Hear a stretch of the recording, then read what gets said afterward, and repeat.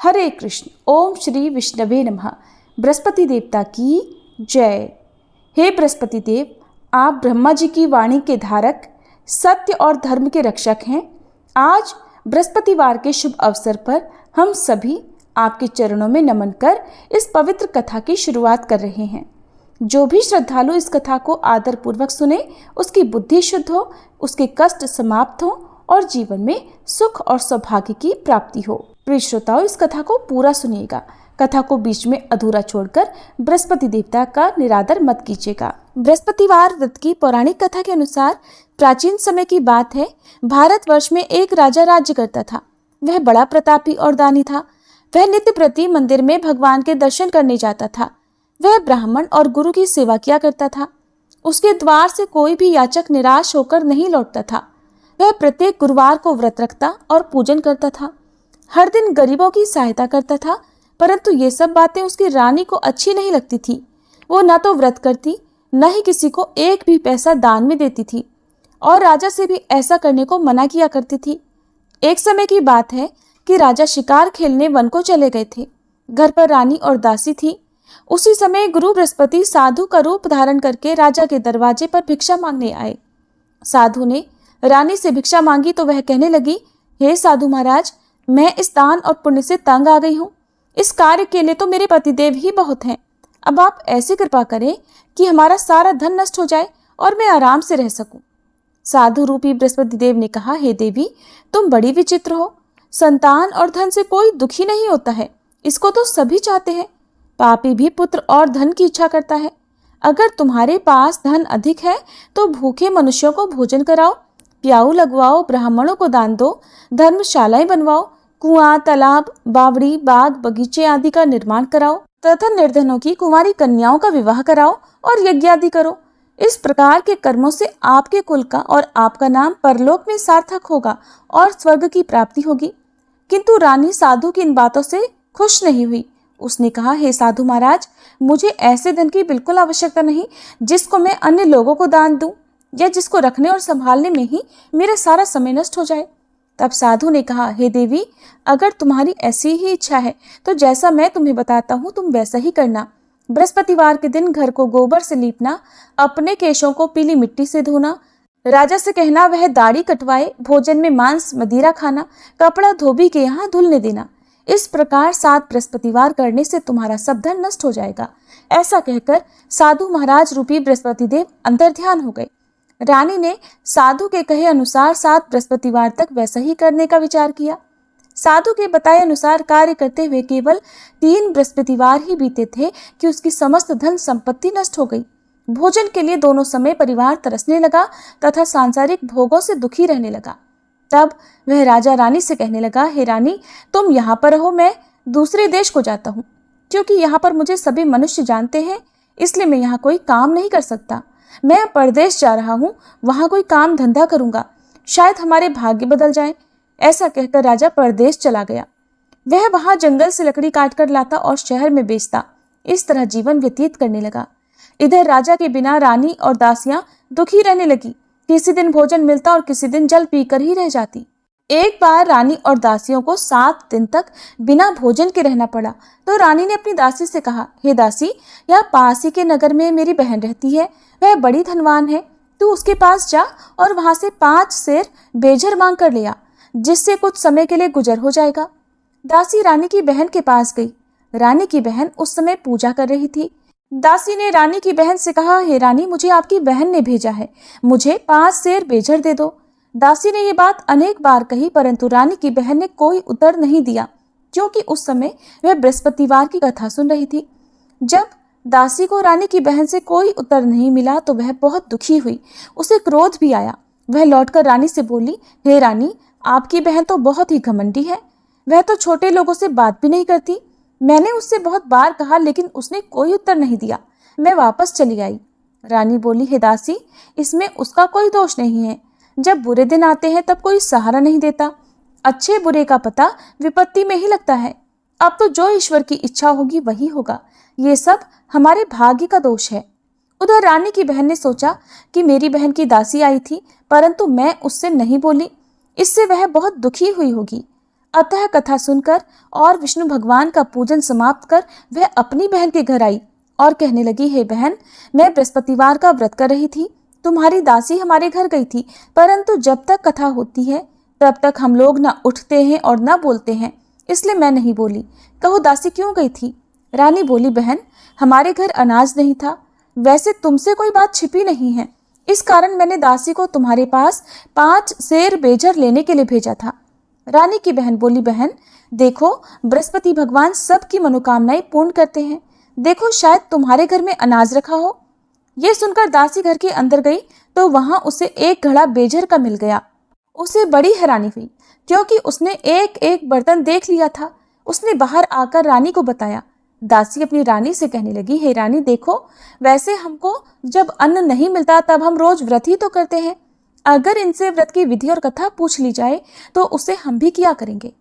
दासी के कहने पर रानी ने अपनी बहन से बृहस्पतिवार व्रत के बारे में पूछा। उसकी बहन ने बताया, हे रानी बहन, बृहस्पतिवार को सूर्योदय से पहले उठकर स्नान करके बृहस्पतिवार का व्रत करना चाहिए, लेकिन उस दिन सिर नहीं धोना चाहिए। बृहस्पतिवार के व्रत में चने की दाल और मुनक्का से विष्णु भगवान का केले के वृक्ष की जड़ में पूजन करें तथा दीपक जलावे। उस दिन एक ही समय भोजन करें। भोजन पीले खाद्य पदार्थ का करें और कथा सुने। इस प्रकार करने से गुरु भगवान प्रसन्न होते हैं, अन्न पुत्र धन देते हैं, मनोकामना पूर्ण करते हैं। व्रत और पूजन की विधि बताकर रानी की बहन अपने घर लौट गई। रानी और दासी दोनों ने निश्चय किया कि बृहस्पति देव भगवान का पूजन जरूर करेंगे। 7 दिन बाद जब बृहस्पतिवार आया तो उन्होंने व्रत रखा। घुड़साल में जाकर चना और गुड़ बीन लाई तथा उसकी दाल से केले की जड़ तथा विष्णु भगवान का पूजन किया। अब पीला भोजन कहाँ से आए? दोनों बड़ी दुखी हुई, परंतु उन्होंने व्रत किया था, इस कारण बृहस्पति देव भगवान प्रसन्न थे। एक साधारण व्यक्ति के रूप में वे 2 थालों में सुंदर पीला भोजन लेकर आए और दासी को देकर बोले, हे दासी, ये भोजन तुम्हारे और रानी के लिए है, तुम दोनों कर लेना। दासी भोजन पाकर बहुत प्रसन्न हुई और रानी से बोली, रानी जी भोजन कर लो। रानी को भोजन आने के बारे में कुछ नहीं पता था, इसलिए वह दासी से बोली, जा तू ही भोजन कर, क्यों तू व्यर्थ में हमारी हंसी उड़ाती है। तब दासी बोली, रानी, एक व्यक्ति भोजन दे गया है। तब रानी कहने लगी, वो भोजन तेरे लिए ही देकर गया है, तू ही भोजन कर।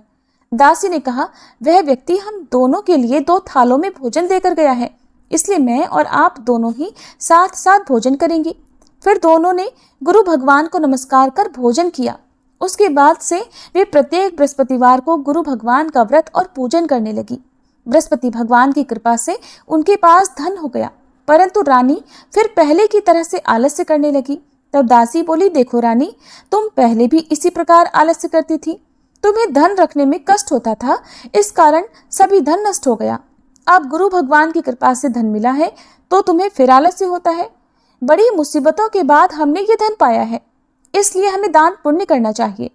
तुम भूखे मनुष्यों को भोजन कराओ, प्याऊ लगवाओ, ब्राह्मणों को दान दो, कुआं, तालाब, बावड़ी आदि का निर्माण करवाओ, मंदिर पाठशाला बनवाकर दान दो, कुंवारी कन्याओं का विवाह करवाओ, धन को शुभ कार्यों में खर्च करो, जिससे तुम्हारे कुल का यश बढ़े और स्वर्ग प्राप्त हो और पितर भी प्रसन्न हो।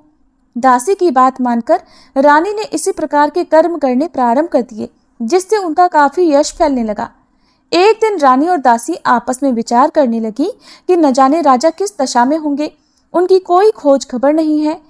उन्होंने बृहस्पति देव से प्रार्थना की और तब भगवान ने रात्रि में राजा को स्वप्न में कहा, हे राजा उठ, तेरी रानी तुझको याद करती है, अब अपने देश को वापस लौट जा। राजा प्रातःकाल उठकर जंगल से लकड़ियां काट कर लाने के लिए जंगल की ओर चल पड़ा। जंगल से गुजरते हुए वह सोचने लगा, रानी की गलती से उसे कितने दुख भोगने पड़े। राजपाट छोड़कर उसे जंगल में आकर रहना पड़ा। जंगल से लकड़ियां काटकर उन्हें बेचकर गुजारा करना पड़ा। उसी समय उस जंगल में बृहस्पति देव एक साधु का रूप धारण करके आए और राजा के पास आकर बोले, हे लकड़हारे, तुम इस सुनसान जंगल में किस चिंता में बैठे हो, मुझे बतलाओ। ये सुनकर राजा की आंखों में आंसू भर आए और साधु की वंदना करके वह बोला, हे प्रभु, आप सब कुछ जानने वाले हैं। ऐसा कहकर राजा ने साधु को अपनी संपूर्ण कथा सुना दी। महात्मा दयालु होते हैं। वे राजा से बोले, हे राजा, तुम्हारी पत्नी ने बृहस्पति देव के प्रति अपराध किया था, जिसके कारण तुम्हारी ये दशा हुई। अब तुम किसी प्रकार की चिंता मत करो, भगवान तुम्हें पहले से अधिक धन देंगे। देखो, तुम्हारी पत्नी ने बृहस्पतिवार का व्रत करना प्रारंभ कर दिया है। अब तुम भी बृहस्पतिवार का व्रत करके चने की दाल और गुड़ जल के लोटे में डालकर केले का पूजन करो। फिर कथा कहो या सुनो, भगवान तुम्हारी सब मनोकामनाओं को पूर्ण करेंगे। साधु को प्रसन्न देखकर राजा बोला, हे प्रभु, मुझे लकड़ी बेचकर इतना पैसा नहीं मिलता जिससे भोजन करने के उपरांत कुछ बचा सकूं, और मैंने रात्रि में अपनी रानी को व्याकुल देखा है। मेरे पास कोई साधन नहीं जिससे समाचार जान सकूं। फिर मैं बृहस्पति देव की क्या कहानी कहूं, मुझे तो कुछ भी नहीं मालूम है। साधु ने कहा, हे राजा, तुम किसी बात की चिंता मत करो। बृहस्पतिवार के दिन तुम रोजाना की तरह लकड़ियां लेकर शहर में जाओ। तुम्हें रोज से 2 गुना धन प्राप्त होगा, जिससे तुम भलीभांति भोजन कर लोगे और बृहस्पति देव की पूजा का सामान भी आ जाएगा। बृहस्पतिवार की कथा इस प्रकार है। प्राचीन काल में एक बहुत ही निर्धन ब्राह्मण था। उसकी कोई संतान नहीं थी। वह नित्य पूजा पाठ करता, परंतु उसकी पत्नी बहुत मलिनता के साथ रहती थी। वो न तो स्नान करती और न किसी देवता का पूजन करती थी। प्रातःकाल उठते ही सबसे पहले भोजन करती, बाद में कोई अन्य कार्य करती। ब्राह्मण देवता बहुत दुखी रहते थे। पत्नी को बहुत समझाते, किंतु कोई परिणाम नहीं निकलता। भगवान की कृपा से ब्राह्मण की पत्नी के कन्या उत्पन्न हुई। वह कन्या अपने पिता के घर में बड़ी होने लगी। वह बालिका प्रातः स्नान करके भगवान विष्णु का जप करती। वह बचपन से ही बृहस्पतिवार का व्रत भी करने लगी थी। पूजा पाठ समाप्त कर स्कूल जाती तो अपनी मुट्ठी में जौ भरकर ले जाती और पाठशाला जाने के मार्ग में डालती जाती। वही जौ सोने के हो जाते तो लौटते समय उनको बीनकर घर ले आती। एक दिन वह बालिका सूप में उन सोने के जौ को फटककर साफ कर रही थी। तभी उसकी माँ ने देख लिया और कहने लगी, हे बेटी, सोने के जौ को फटकने के लिए सोने का सूप होना चाहिए। दूसरे दिन गुरुवार था। उस कन्या ने व्रत रखा और बृहस्पति देव से प्रार्थना करके कहा, हे प्रभु, यदि मैंने सच्चे मन से आपकी पूजा की हो तो मुझे सोने का सूप दे दो। बृहस्पति देव ने उसकी प्रार्थना स्वीकार कर ली। रोजाना की तरह वह कन्या जौ फैलाती भी पाठशाला चली गई। पाठशाला से लौटकर जब वह जौ बीन रही थी तो बृहस्पति देव की कृपा से उसे सोने का सूप मिला।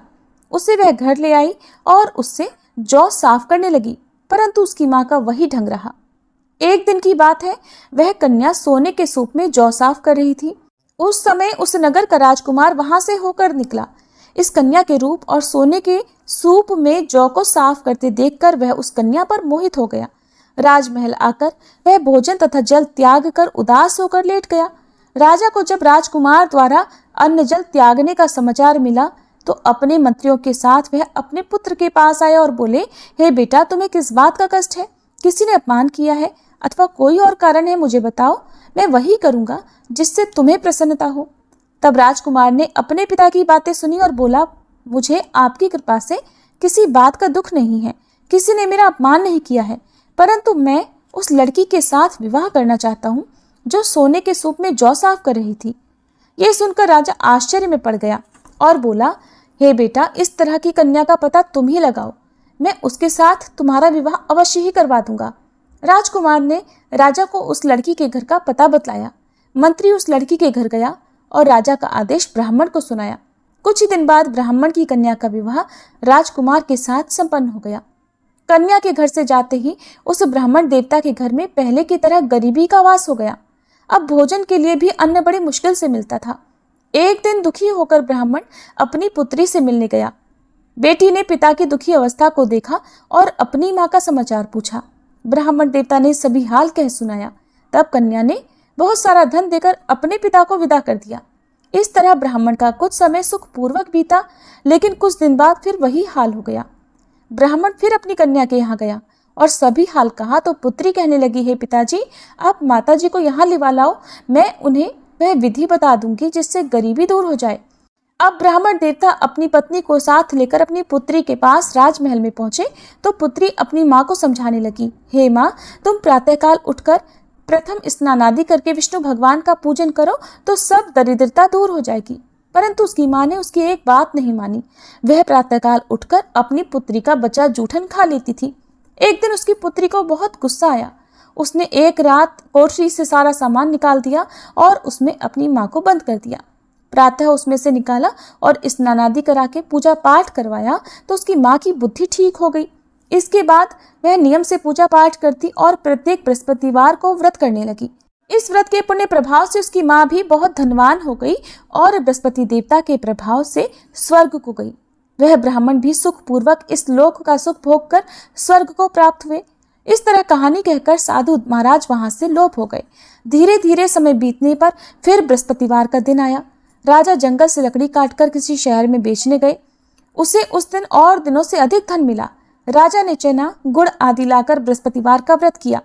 उस दिन से उसके सभी क्लेश दूर हुए। परंतु जब अगला गुरुवार का दिन आया तो वह बृहस्पतिवार का व्रत करना भूल गया। इस कारण बृहस्पति भगवान नाराज हो गए। उस दिन उस नगर के राजा ने विशाल यज्ञ का आयोजन किया तथा अपने समस्त राज्य में घोषणा करवा दी कि कोई भी मनुष्य अपने घर में भोजन ना बनाए और आग भी ना जलाए। समस्त जनता मेरे यहाँ भोजन करने आए। इस आज्ञा को जो न मानेगा उसको फांसी की सजा दी जाएगी। राजा की आज्ञा अनुसार राज्य के सभी निवासी राजा के भोज में सम्मिलित हुए, लेकिन लकड़हारा कुछ देर से पहुंचा, इसलिए राजा उसको अपने साथ महल में ले गए। जब राजा लकड़हारे को भोजन करा रहे थे तो रानी की दृष्टि उस खूंटी पर पड़ी जिस पर उसका हार लटका हुआ था। उसे हार खूंटी पर लटका दिखाई नहीं दिया। रानी को निश्चय हो गया कि मेरा हार उस लकड़हारे ने चुरा लिया है। उसी समय सैनिक बुलवाकर उसको कैद खाने में डलवा दिया। जब लकड़हारा कारागार में पड़ गया तो बहुत दुखी होकर विचार करने लगा कि न जाने कौन से पूर्व जन्म के कर्म से मुझे ये दुख प्राप्त हुआ है, और उसी साधु को याद करने लगा जो जंगल में मिला था। तत्काल बृहस्पति देव साधु के रूप में प्रकट हो गए और उसकी दशा को देखकर कहने लगे, अरे मूर्ख, तूने बृहस्पति देवता की कथा नहीं की, इस कारण तुझे दुख प्राप्त हुआ है। अब चिंता मत कर, बृहस्पतिवार के दिन कारागार के दरवाजे पर 4 पैसे पड़े मिलेंगे। उनसे तू बृहस्पति देव की पूजा करना तो तेरे सभी कष्ट दूर हो जाएंगे। अगले बृहस्पतिवार उसे कारागार के द्वार पर 4 पैसे पड़े मिले। राजा ने पूजा का सामान मंगवाकर कथा कही और प्रसाद बांटा। उसी रात्रि को बृहस्पति देव ने उस नगर के राजा को स्वप्न में कहा, हे राजा, तूने जिस आदमी को कारागार में बंद करा दिया है वह निर्दोष है, वह राजा है, उसे छोड़ देना। रानी का हार उसी खूंटी पर लटका हुआ है। अगर तू ऐसा नहीं करेगा तो मैं तेरे राज्य को नष्ट कर दूंगा। राजा प्रातःकाल उठा और खूंटी पर हार टंगा देखकर लकड़हारे को बुलाकर क्षमा मांगी तथा राजा के योग्य सुंदर वस्त्र आभूषण भेंट कर उसे विदा किया। गुरुदेव की आज्ञा अनुसार राजा अब अपने नगर को चल दिया। राजा जब नगर के निकट पहुंचा तो उसे बड़ा ही आश्चर्य हुआ। नगर में पहले से अधिक बाग, तालाब और कुएं तथा बहुत सी धर्मशाला, मंदिर आदि बने हुए हैं। राजा ने पूछा कि ये किसका बाग और धर्मशाला है? तब नगर के सब लोग कहने लगे, ये सब रानी और दासी द्वारा बनवाए गए हैं। राजा को आश्चर्य हुआ और गुस्सा भी आया। जब रानी ने खबर सुनी कि राजा आ रहे हैं तो उसने अपनी दासी से कहा, हे दासी, देख, राजा हमको कितनी बुरी हालत में छोड़ गए थे। वह हमारी ऐसी हालत देख कर लौट ना जाए, इसलिए तो दरवाजे पर खड़ी हो जा। रानी की आज्ञा अनुसार दासी दरवाजे पर खड़ी हो गई। जब राजा आए तो उन्हें अपने साथ महल में लिवा लाई। तब राजा ने क्रोध करके अपनी तलवार निकाली और पूछने लगा, बताओ, ये धन तुम्हें कैसे प्राप्त हुआ है? तब रानी ने बताया, हमें ये सब धन बृहस्पति देव के व्रत के प्रभाव से प्राप्त हुआ है। राजा ने तब निश्चय किया कि 7 रोज बाद तो सभी बृहस्पति देव का पूजन करते हैं, परंतु मैं रोजाना दिन में 3 बार कथा कहा करूंगा तथा रोज व्रत किया करूंगा। अब हर समय राजा के दुपट्टे में चने की दाल बंधी रहती तथा दिन में 3 बार वह कथा कहता। एक दिन राजा ने विचार किया कि चलो अपनी बहन के यहाँ हो आवे। इस तरह का निश्चय कर राजा घोड़े पर सवार होकर अपनी बहन के यहाँ चल पड़ा। रास्ते में उसने देखा कि कुछ आदमी एक मुर्दे को लिए जा रहे हैं। उन्हें रोककर राजा कहने लगा, अरे भाइयों, मेरी बृहस्पतिवार की कथा सुन लो। वे बोले, लो, हमारा तो आदमी मर गया है, इसको अपनी कथा की पड़ी है। परंतु कुछ आदमी बोले, अच्छा कहो, हम तुम्हारी कथा भी सुनेंगे। राजा ने दाल निकाली और कथा कहनी शुरू कर दी। जब कथा आधी हुई तो वह मुर्दा हिलने लगा और जब कथा समाप्त हुई तो राम राम करके वह मनुष्य खड़ा हो गया। राजा आगे बढ़ा, उसे चलते चलते शाम हो गई। आगे मार्ग में उसे किसान खेत में हल चलाता मिला। राजा उससे बोला, अरे भैया, तुम मेरी बृहस्पतिवार की कथा सुन लो। किसान बोला, जब तक मैं तेरी कथा सुनूंगा तब तक 4 हरैया जोत लूंगा। जा अपनी कथा किसी और को सुनाना। राजा आगे चलने लगा। राजा के हटते ही बैल पछाड़ खाकर गिर गए तथा किसान के पेट में बहुत जोर से दर्द होने लगा। उसी समय किसान की माँ रोटी लेकर आई। उसने जब ये देखा तो अपने पुत्र से सब हाल पूछा। बेटे ने सभी हाल बता दिया। बुढ़िया दौड़ी दौड़ी उस घुड़सवार के पास गई और उससे बोली, मैं तेरी कथा सुनूंगी, तू अपनी कथा मेरे खेत पर ही चलकर कहना। राजा ने लौटकर बुढ़िया के खेत पर जाकर कथा कही, जिसके सुनते ही बैल खड़े हो गए और किसान के पेट का दर्द भी बंद हो गया। अब राजा अपनी बहन के घर पहुंच गया। बहन ने भाई की खूब मेहमानी की। दूसरे दिन प्रातःकाल राजा जगा तो देखने लगा कि सब लोग भोजन कर रहे हैं। राजा ने अपनी बहन से पूछा कि ऐसा कोई मनुष्य है जिसने भोजन ना किया हो, जो मेरी बृहस्पतिवार की कथा सुन ले। तो बहन बोली, हे भैया, ये देश ऐसा ही है। पहले यहाँ के लोग भोजन करते हैं, बाद में अन्य कोई काम करते हैं। अगर पड़ोस में कोई हो तो देख कर आती हूँ। ऐसा कहकर बहन देखने चली, परंतु उसे कोई भी ऐसा व्यक्ति नहीं मिला जिसने भोजन नहीं किया हो। फिर वह एक कुम्हार के घर गई जिसका लड़का बीमार था। उसे पता चला कि उसके यहाँ 3 दिन से किसी ने भोजन नहीं किया है। रानी ने अपने भाई की कथा सुनने के लिए कुम्हार से कहा तो वह तैयार हो गया। तब राजा ने जाकर बृहस्पतिवार की कथा कही, जिसको सुनकर उसका लड़का ठीक हो गया। अब तो राजा की प्रशंसा होने लगी। एक दिन राजा ने अपनी बहन से कहा, हे बहन, अब मैं अपने घर जाऊंगा, तुम भी तैयार हो जाओ। राजा की बहन ने अपनी सास से अपने भाई के साथ जाने की आज्ञा मांगी तो सास बोली, चली जा, परंतु अपने लड़कों को मत ले जाना, क्योंकि तेरे भाई की कोई संतान नहीं होती है। बहन ने अपने भाई से कहा, हे भैया, मैं तो चलूंगी, परंतु कोई बालक नहीं जाएगा। राजा ने कहा, जब कोई बालक नहीं चलेगा तब तुम भी जाकर क्या करोगी। फिर दुखी मन से राजा अपने नगर को लौट आया। राजा ने अपनी रानी से कहा, हम निसंतान हैं, इसलिए हमारे घर आना कोई पसंद नहीं करता। हम निर्वंशी राजा हैं। ऐसा कहकर वह बिना भोजन आदि किए शैया पर लेट गया। रानी बोली, हे प्रभु, बृहस्पति देव ने हमें सब कुछ दिया है, वे हमें संतान भी अवश्य देंगे। उसी रात बृहस्पति देव ने राजा को स्वप्न में कहा, हे राजा, उठ, सभी सोच त्याग दे, तेरी रानी गर्भ से है। राजा को यह जानकर बड़ी प्रसन्नता हुई। 9वें महीने रानी के गर्भ से एक सुंदर पुत्र पैदा हुआ। जब राजा की बहन ने यह शुभ समाचार सुना तो वह बहुत खुश हुई तथा बधाई लेकर अपने भाई के यहाँ आई। तभी रानी ने कहा, घोड़ा चढ़कर तो नहीं आई, गधा चढ़ी आई। राजा की बहन बोली, भाई, मैं इस प्रकार न कहती तो तुम्हें संतान कैसे मिलती। बृहस्पति देव ऐसे ही हैं, जिसके मन में जो कामनाएं रहती है सभी को पूर्ण करते हैं। जो सद्भावना पूर्वक बृहस्पतिवार का व्रत करता है और कथा पढ़ता है अथवा सुनता है, दूसरों को सुनाता है, बृहस्पति देव उसकी सभी मनोकामनाएं पूर्ण करते हैं। बृहस्पति देव उनकी सदैव रक्षा करते हैं। जो संसार में सद्भावना और सच्चे मन से बृहस्पति देव का पूजन करते हैं, उनकी सभी मनोकामनाएं उसी प्रकार पूर्ण होती हैं जैसे रानी और राजा ने बृहस्पति देव की कथा का गुणगान किया, उनकी सभी इच्छाएं बृहस्पति देव ने पूर्ण की। मनुष्य को हृदय से उनका मनन करते हुए जयकार करनी चाहिए। प्रेम से बोलिए, बृहस्पति देवता की जय। ये थी बृहस्पतिवार व्रत कथा। अब सुनिए आरती। ओम जय बृहस्पति देवा, स्वामी जय बृहस्पति देवा, छिन छिन भोग लगाऊं, कदली फल मेवा। ओम जय बृहस्पति देवा। तुम पूर्ण परमात्मा, तुम अंतर्यामी, स्वामी तुम अंतर्यामी। जगत पिता जगदीश्वर, जगत पिता जगदीश्वर, तुम सबके स्वामी। ओम जय बृहस्पति देवा। चरणामृत निज निर्मल, सब पातक हरता, स्वामी सब पातक हरता। सकल मनोरथ दायक, सकल मनोरथ दायक, कृपा करो भरता। ओम जय बृहस्पति देवा। तन मन धन अर्पण कर, जो जन शरण पड़े, स्वामी जो जन शरण पड़े। प्रभु प्रकट तब होकर, प्रभु प्रकट तब होकर, आकर द्वार खड़े। ओम जय बृहस्पति देवा। दीन दयाल दयानिधि, भक्तन हितकारी, स्वामी भक्तन हितकारी। पाप दोष सब हरता, पाप दोष सब हरता, भव बंधन हारी। ओम जय बृहस्पति देवा। सकल मनोरथ दायक, सब संशय तारो, स्वामी सब संशय तारो। विषय विकार मिटाओ, विषय विकार मिटाओ, संतन सुखकारी। ओम जय बृहस्पति देवा। जो कोई आरती तेरी प्रेम सहित गावे, स्वामी प्रेम सहित गावे। ज्येष्ठानंद बंद सो निश्चय पावे।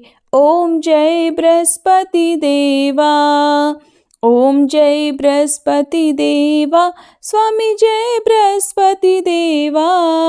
छिन छिन भोग लगाऊं कदली फल मेवा, ओम जय बृहस्पति देवा।